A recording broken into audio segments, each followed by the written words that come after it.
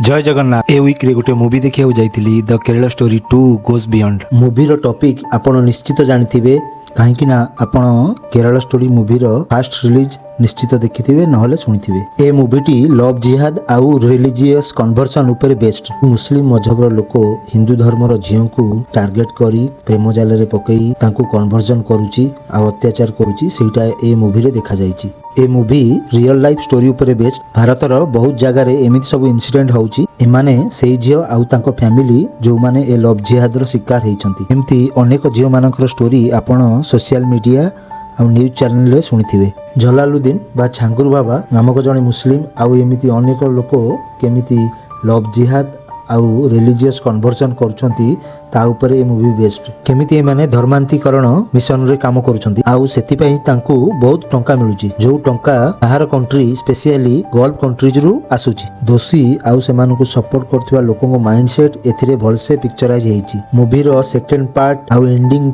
टा अधिका डिटेल्स रे देखैतिले मूवीटा आहुरी अधिका भल हेइथांता।